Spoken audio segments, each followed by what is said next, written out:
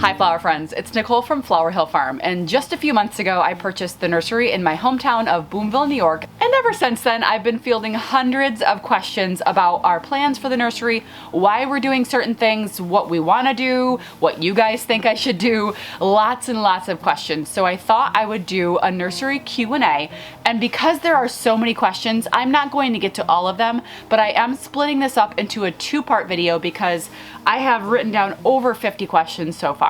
We're gonna see how many we get to in this video, and then we'll break it into a second part. And I'll also be doing a flower farm Q&A. Some of the questions will overlap, but not all of them. So this will be mostly focused on the nursery and questions you guys have about this space. And then the flower farm video will be a separate Q&A as well. Okay, I have my handy dandy laptop here with me, and I copy and pasted a bunch of questions, and I want to make sure I don't really have these in an order, but just a little bit of a background. I have been flower farming I'm going into my 5th season as a flower farmer.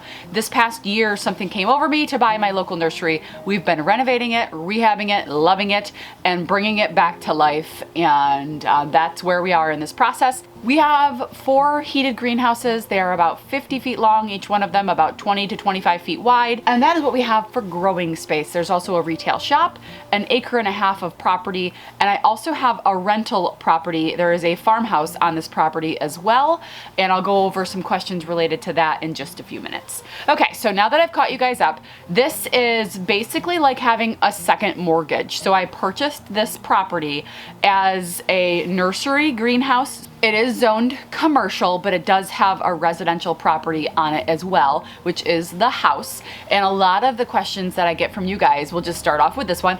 What are the plans for the house? Well, that house is actually in pretty decent shape, and there is a tenant living there. That person has been there for about a year, and that's what's going on with the house. There is a tenant living there, and that rental income helps pay the mortgage. It doesn't cover it, but it does help out. This question is from Will. How do you plan on competing with Lowe's and Home Depot? I shop at local nurseries for plants that are hard to find, but the sales at big box stores are hard to beat. There is a nursery about 20-25 minutes up the road. Walmart's half an hour that way, 35 minutes that way, and 30 minutes that way. So I am about half an hour away from any big box store.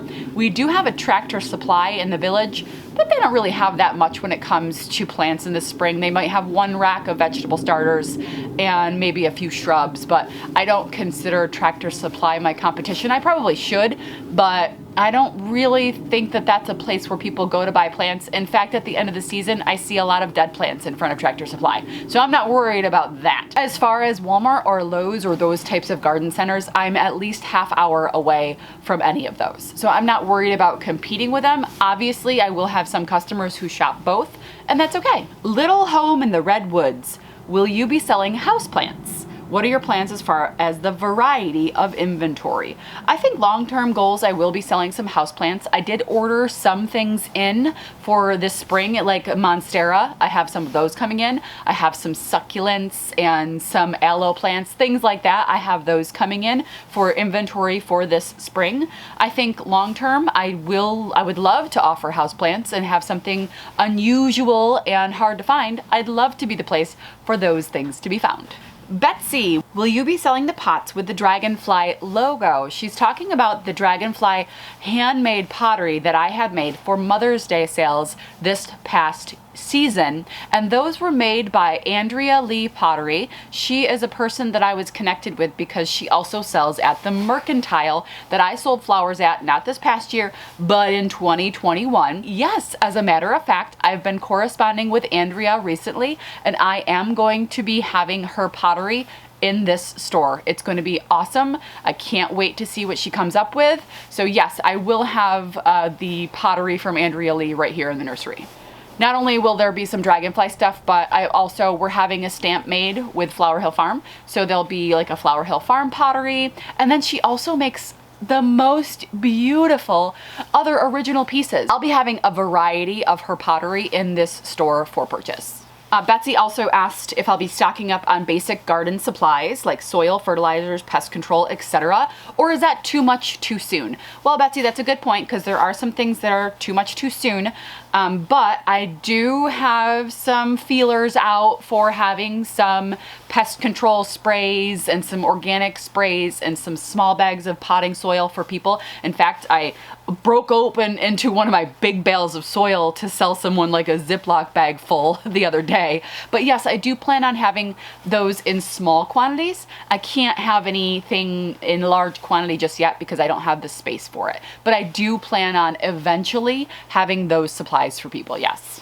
Nathan, have you considered just removing greenhouse 2, which is where I am now, instead of rebuilding it right away? Do you need the greenhouse space?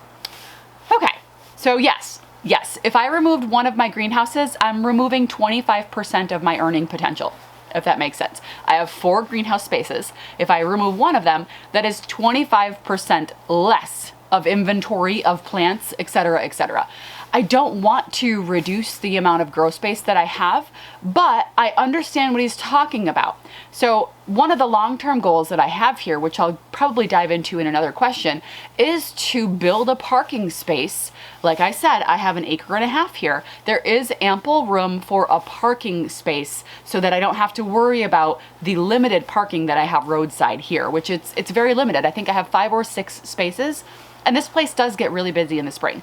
So no, I will not consider removing a greenhouse. That's just not in the cards. Building one, yes. So I have decided that, which by the way, guys, all of the decisions that I make are fluid. I've changed my mind on things so many times, it's not even funny. These are all fluid things and I might change my mind. I might find a better idea. Somebody else might come up. I might have an architect or an engineer come and say, you can't do that. We should do this. So all of these designs and goals are all subject to change.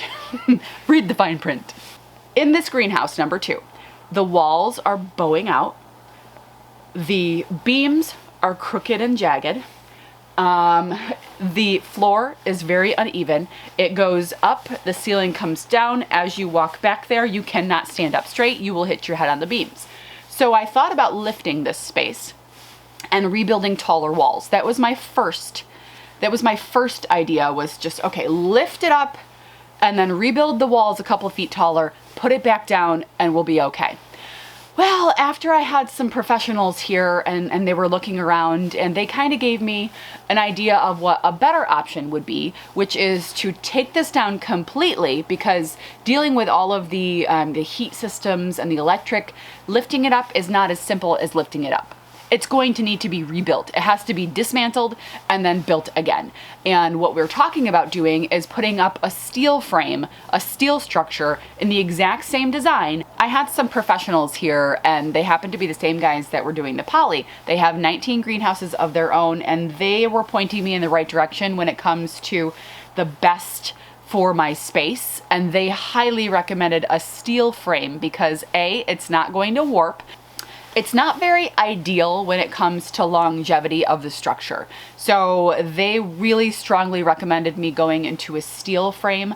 Obviously, I'm not touching number 1 or number 3. Those structures are very good and I'm not going to be tearing those down. But number 2 is a different story. It needs to be rebuilt. And I'm thinking that replacing it with an identical steel structure is the way to go. It will give me more space and it will last a long time. And if I'm being 100% honest, it's a cheaper option. I priced it out and completely replacing this as a steel structure would be less than $20,000. And I think that is a great deal because I don't know if you guys have priced lumber lately, but if I had to rebuild this thing completely with lumber, not to mention the contractor costs that would pile up when doing a structure out of wood, it's just more economical. And it's better for the business in the long run. And it still will have that vintagey feel with the Gothic frame. It's still gonna be gorgeous. I'm excited about it. But like I said, plans change. So we'll see what happens. That was a really long answer to a question. I don't even know if it was the same question. Okay. Candace, what is your plan for people needing or wanting specific advice on things you don't really know a lot about? I imagine there are people who would come in every day asking questions, like, for example, what is this disease I'm dealing with onto my tomato plant? Are there people that you can hire for that? If you plan on hiring someone that has more experience with those types of things that you're going to be selling, no, I don't plan on hiring someone specifically to answer random questions. I feel like I have enough of a brain bank of growing things, and one of my favorite things to do is research. So if a customer comes in with a question that I don't know the answer to, we can research it together. I have answers at my fingertips, and we also have mentors that we can give a call to and say, hey, my customer's experiencing this. Do you have any advice for them? We also have something called the Cornell Cooperative Extension, which is the local Cornell University. Not local, it's a couple hours away. They have an enormous number of plant professionals there that are there to answer your questions. You can even send them samples of the plant. You guys, I'm sure, have local extensions. If you send them a sample of your plant, they'll do testing and let you know exactly what's going on and how to remedy it. It's kind of like getting a soil test where you're like, okay, well, how's my soil and what can I do to fix it? You send it in, you get the results back, and it gives you instructions on how to take care of it. So there are always a ton of resources. I do have someone on my staff who does have a degree in horticulture, and they're always just a phone call away, and that is Miranda. Miranda is the lady who worked for me over the summer doing a lot of the flower farming stuff, and she is on my team indefinitely, and she is an amazing, knowledgeable horticulturist. She managed a nursery for several years, so I always have her, and she's just a phone call away. Margie, question for the Q&A. I'm deciding which soil to order for seed starting. What caused you to make the switch from Fort V to Pro Mix? Both of those are on my list of options. I'll mostly be soil blocking, but I do use some trays. I did not switch from Fort V to Pro Mix. I just use them for different purposes. So the Pro Mix, which I'm actually not even using this year, I'm using the Berger. Those bales of soil is what I'm gonna be filling baskets and pots with. The Fort V, which is the Vermont compost, I use that to soil block. So there's a difference. I use them for two different things. I didn't switch from anything. I'm still using both. Dana, will you turn the temperature up when all of your plant babies arrive? Yeah, probably a week before. Probably a week before all of the little babies' plugs arrive, I'll be turning the temperature up. The heat is on in here right now. I only have it set to 40 degrees because I don't want any of the pipes to freeze. We don't really have, the water's not on in the other two greenhouses, but in numbers 1 and 2, that's where the water comes in from the village. So we do have to have some sort of heat on in here so that those pipes don't freeze. The thermostat is at 40 degrees, but when there's a storm, I'll turn it up to 48 to 50 degrees, and that seems to help with the snow removal on the roof. Okay, when that happens, it's probably gonna be 65 to 70 degrees. Different plants like different temperatures, and they like different nighttime temperatures. So yeah, I think I might need to get some different thermostats, to be honest with you, because these ones are just like set it on 1. I want programmable ones that you can say, okay, between the hours of 10 p.m. and 6 a.m. drop down to 62 degrees. So I'm gonna need to probably get some programmable thermostats in here. Okay, Hippie Hollow Campground. What is the name you are going to use for the nursery? Well, I really went back and forth on this one. This was something that I didn't know. I knew I wasn't going to keep it the same. And I didn't know what I was going to do. I thought I was landing on like the Flower Hill Nursery or something like that. But there was something that kept sticking in my head. And that was the name of this street is Boone Street. And I live in the village of Boonville. And it just kept... it's just so catchy. Boone Street, Boonville, Boone Street, Boonville. And I really loved the way that sounded. So because this is technically my second location, I am going to be calling this my Boone Street Nursery. So it's Flower Hill Farms, Boone Street Nursery in Boonville. Boone Street in Boonville. It's on Boone Street in Boonville. The Boone Street Nursery in Boonville. That way, in just the name of the nursery, you know exactly where it is. Boone Street in Boonville.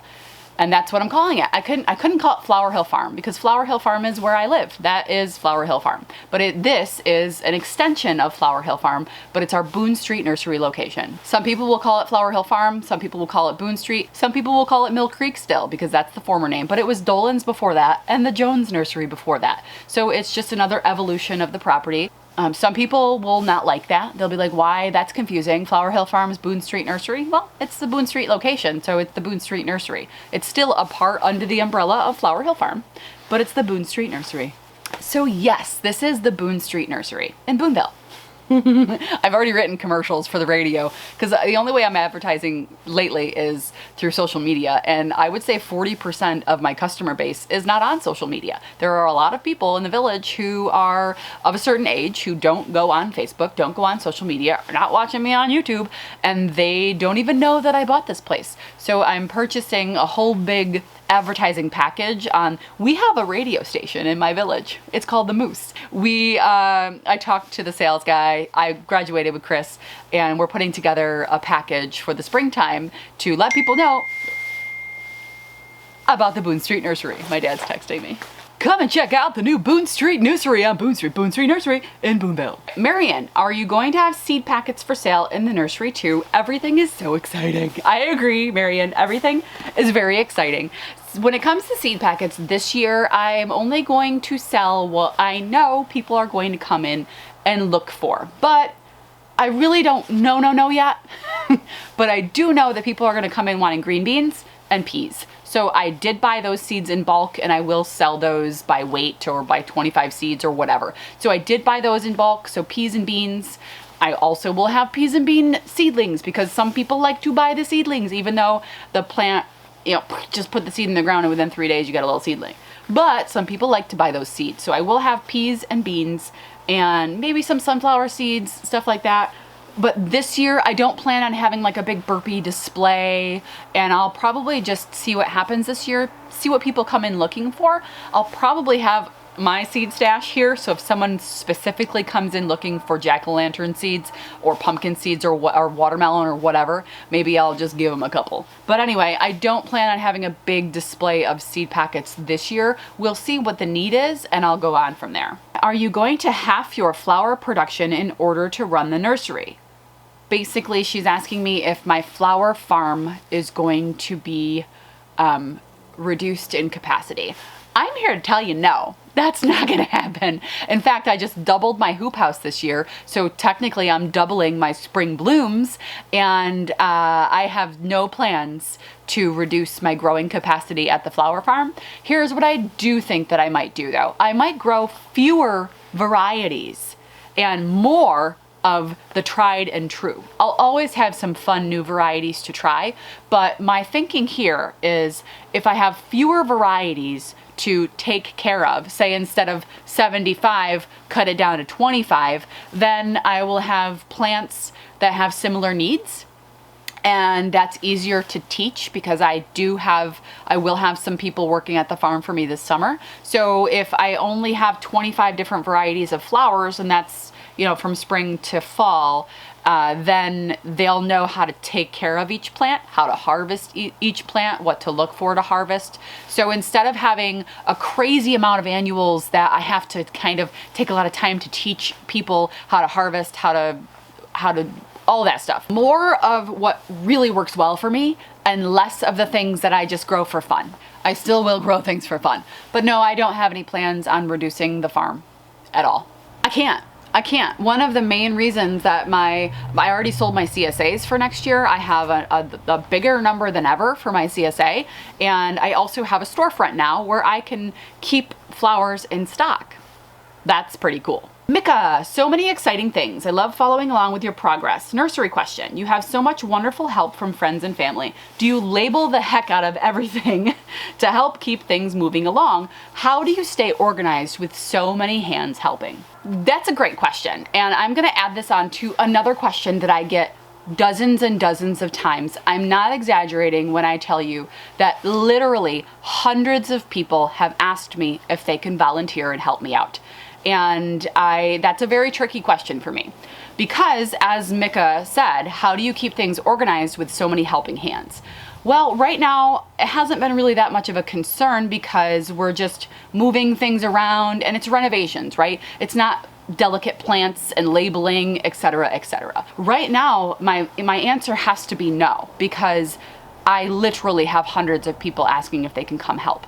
And like Mika said, keeping things, basically quality control, keeping things flowing work schedule, like me knowing what's happening, I have to be 100% honest about this. Having volunteers, and a lot of these are people that I don't know. They're random strangers or friends of friends of friends or relatives' friends or friends of relatives. And having people that I don't know you have to think about this. This is my business. And I know it's a lot of fun for people to play in the dirt, but having volunteers come in, as awesome as that is in theory, gives me so much anxiety because number one, I'm liable for those people insurance-wise. I just looked up the law, and New York State requires you to have workers' comp coverage even for volunteers. So things like that you have to think about, but you also have to think about, I don't know these people, and they're gonna come in and they're gonna be responsible for potting and labeling my plants. If something is done wrong, it's ultimately my responsibility. So those things really make me nervous, and I'm just being honest. And I know that's not what a lot of people want to hear. People want to be able to walk into their local nursery and say, ooh, can I just play in the dirt for a little while? There are a lot of things to consider if and when I ever do let volunteers in the nursery to get their hands dirty and play in the dirt and play with flowers, because it's so romantic. Everyone wants to play in the flowers, but they don't realize the work that it actually is. And you don't realize that until it's solely your responsibility. Honestly, managing volunteers right now is it's way too much right now. It's kind of like you have to vet people, right? You have to make sure that they're going to be a good fit for your nursery volunteer thing. So here's my thought. I can't say yes to everybody, and I have hundreds of people asking. So this year, I can't have any. I have a small circle of framly. That's a new word. I have my framly, which is my friends and family. I have my framly, which is a combination of my friends and family, and it's a small circle of people that I can trust to be here with me, and that's about as far as I'm gonna go this year. That being said, there is a plan in my brain. My wheels are turning because I'm a people pleaser, and also having volunteers in the nursery in general is a nice thought. As much as that gives me anxiety, it's a beautiful thought, right? Okay, so here's what I'm thinking. I'm thinking that eventually it would be nice to have a volunteer program where I can vet these people, as in like make sure they're really here to volunteer, because I don't know if you know this, but I have a YouTube channel and some people just want to be on YouTube. So I have to make sure that people are wanting to help out for the right reasons. Like I would have to take applications, and I think I would have like set hours where the volunteers can come and help me out. And that's where I am sitting right now. I would have to have a schedule and a specific list of jobs that those volunteers would be helping me out with, whether that's watering plants or maybe filling pots or potting up stuff. There would have to be a very specific list of safe jobs that I would be able to have a volunteer. And honestly, that's kind of a good way to maybe vet some employees as well, because I know some of those people who are asking to volunteer wouldn't mind working here part-time either. So these are really long-winded questions, guys. That's why I'm breaking this into two-part videos, because I've already been recording for 35 minutes. Okay, so long answer. Let's do a summary. Do I plan on allowing volunteers in the nursery? Eventually, not this year. I need to get my own schedule down. I need to see how things work. Eventually, I'd like to have a small circle of volunteers that I have a schedule for. And that's probably how it's going to be going from here on out. Maybe I have be like my volunteer club, maybe 10, 15 members that can rotate in, rotate out, sign up for time slots, etc., etc. That's where I see that, okay? Because I just can't have anybody and their brother who wants to come in and play in the dirt be able to come in and play in the dirt. I just can't. Next question. Jamie, my question as another fellow New Yorker trying to start up a greenhouse nursery, how do you do the business insurance aspect of it? Well, I called a local insurance broker and said I need business insurance, and they sent their business inspector over, and they did estimates on replacement, just like you would a house or any other property that you buy. That's the business insurance aspect of it. That broker also deals with workers' comp and all of the other New York State required insurances that I have to have, and they handled it. So my farm is included. It includes all the structures. It includes the house that I own as part of this property. It includes the liability. It's basically an umbrella policy. I think that's what you'd be looking for, is an umbrella policy that would it covers me at farmers markets. It covers me, stuff like that. Yeah, do some research, call an insurance agent. They'll be able to answer all those questions for you. And then, Jamie also asked about an LLC. You can become an LLC online. There is some simple stuff. A lot of people will have a lawyer do it. I did it myself. It's a lot more expensive. It's about 3 times as much money if you have a lawyer do it. I'm not saying don't have a lawyer do it. My dad actually recommended that I have a lawyer do it, but I'm pretty stubborn. I don't know if you know that about me, but I'm pretty stubborn. I think the cost with an attorney is roughly $1,500. I did it myself for about $500. So there are a lot of things that you have to do to form the LLC. There's paperwork you have to fill out. You have to publish it in newspapers. So you have to have a little paragraph made up. You have to put it in a weekly and a daily for like a week or something like that, 2 weeks.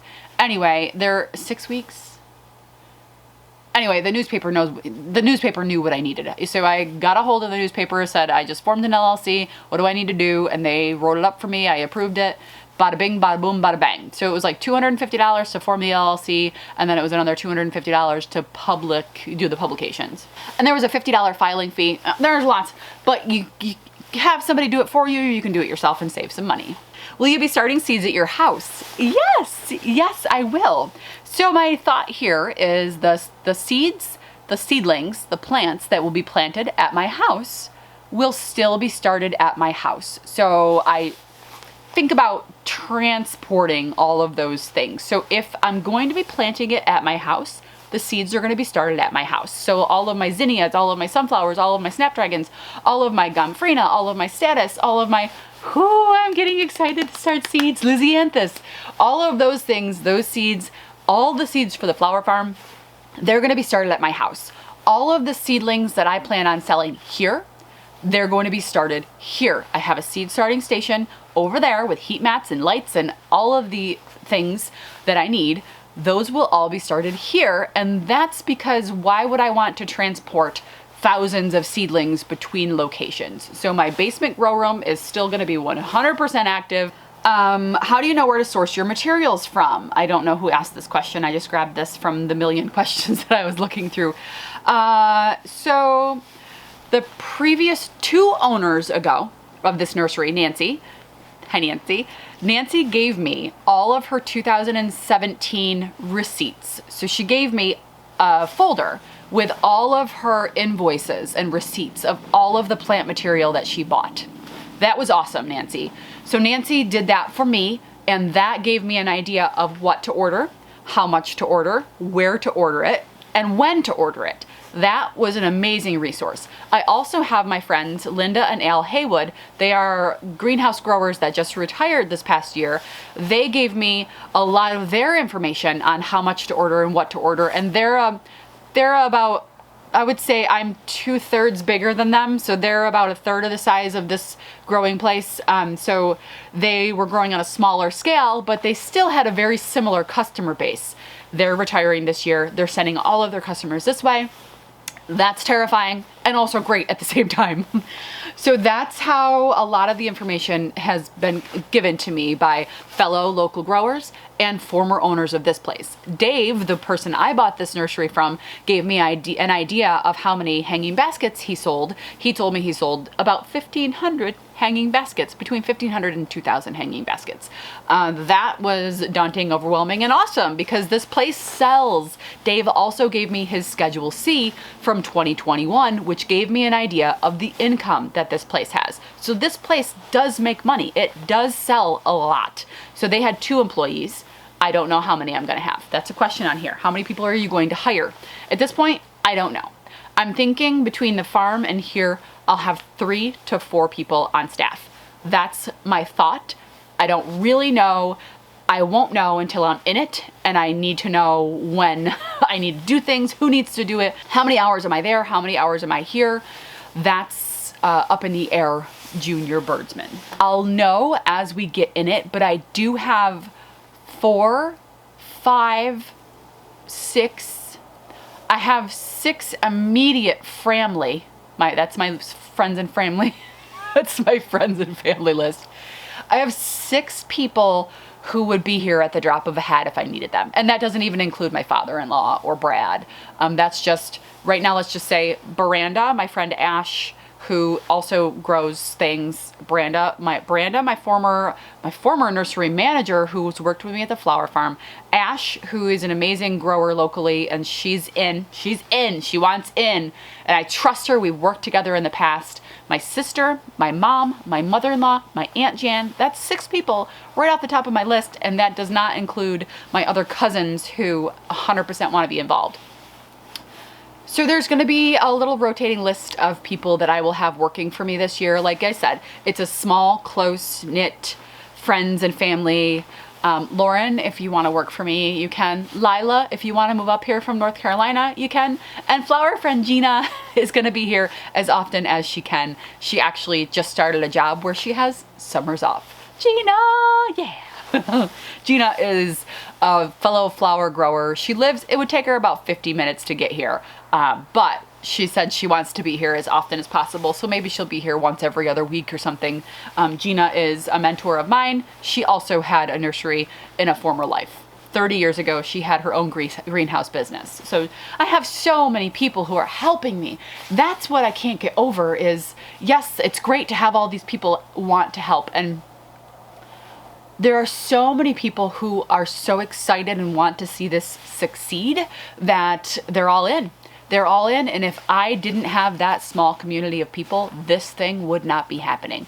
I can't even move concrete by myself. Yes, am I working 18 hours a day to get this done? Yes, am I coming up with YouTube videos and editing and doing all the research and all the ordering and all of the et cetera, and doing all the shoveling and all that stuff? Yes, I am working an insane amount, but still, with all of those hours that I put in, it's still not possible without all of the hours that everybody else is putting in. So I think that's where I'm going to end this video, is just on a huge thank you to all of the people in my family, my friends and family. A lot of you I consider family anyway. So it's very overwhelming.